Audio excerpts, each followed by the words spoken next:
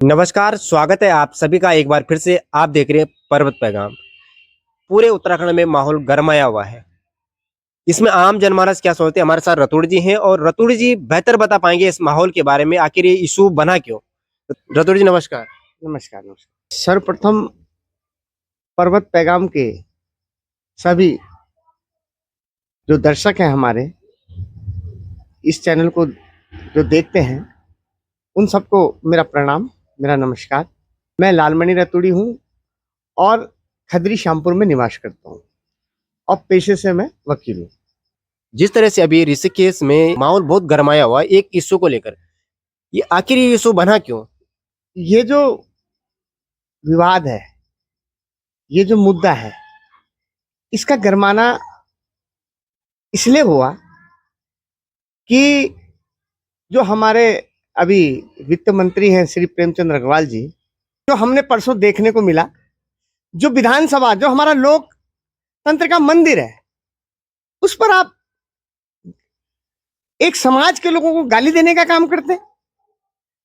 आपकी कुछ आप एक संवैधानिक पद पे बैठे हुए लोग हैं, आप एक ऐसे मंदिर में बैठे हैं, सारे समाज, सारे प्रदेश की नजर आप लोगों पर लगी है। आप क्या संदेश देना चाहते हैं? आपको मर्यादा में रहकर अपनी बात को रखना चाहिए था, परंतु हम पहले से ही कह रहे हैं कि आपकी मंशा एक समाज के प्रति, पर्वतीय समाज, पहाड़ी समाज के प्रति आपके अंदर द्वेष भाव है। वो जो हमारे जो विधानसभा सत्र में जब आप अपना वक्तव्य दे रहे थे उसमें देखने को मिला। देखिए, जो आम जन है वो अपने आप को बड़ा ठगा सा महसूस कर रहा है, बहुत आहत है और उसे इतनी पीड़ा हुई है कि वो ये जो प्रदर्शन है इसके माध्यम से ये बताने का प्रयास कर रहा है कि जो हमें उत्तराखंड जो मिला, जो हमारी जो 42 शहादतें गई, जो हमारी माँ बहनों के साथ किस प्रकार से जो उस समय कृत्य किया गया, जो आज भी पीड़ादायक है, तो जब वो बातें याद आती हैं, जो आंदोलन हुआ, जो हम उस समय छोटे रहे होंगे तो हमारे माँ पिताजी लोगों ने उस आंदोलन को देखा, किस तरीके का एक ऐसा माहौल पैदा किया गया था प्रदेश में मुलायम सिंह यादव जी की सरकार द्वारा। आज ऐसा लगता है कि हम क्या ऐसे उत्तराखंड की मांग की थी हमने कि आज हमें हमारे ही प्रदेश में गैर साबित करने की जो कोशिश हो रही है और इनके जैसे कुछ मंत्री हमें अपने ही प्रदेश में गैर साबित करने में तुले हुए। जिस तरह उन्होंने एक बयान दिया, पहाड़ में रह कौन रहा है। एक्चुअली में ये पहाड़ को लेकर के भी एक बहुत बड़ा विवाद हो रहा है। पहाड़ को लेकर के आपकी मंशा क्या और क्या कहना चाहेंगे आप। देखिए, इनका कहना था कि पहाड़ में रह कौन रहा है। भैया, पहाड़ में पलायन बहुत बड़ा विषय है।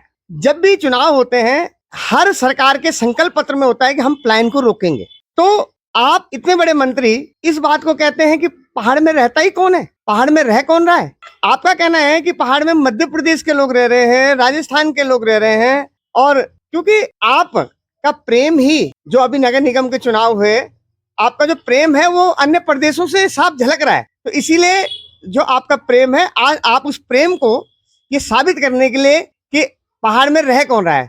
पहाड़ में, मैं माननीय मंत्री जी आपको स्पष्ट कर दूं, पहाड़ में पहाड़ी रह रहा है और मूल उत्तराखंडी रह रहा है। आप उनकी भावनाओं को और उनकी जन भावनाओं को ठेस पहुंचाने का और आहत करने का काम ना करें। ये जो हमारे उत्तराखंडी हैं बहुत शांत स्वभाव के भी होते हैं, पर जब इनके अंदर उग्रता आएगी तो आप जैसे लोगों को आपकी सरकार समेत जड़ से उखाड़ फेंकेगी। क्या कहेंगे इसको लेकर। देखिए, पहले आप गलती कीजिए, फिर उसके बाद माफी मांगिए, तो ये तो कोई बात नहीं हुई।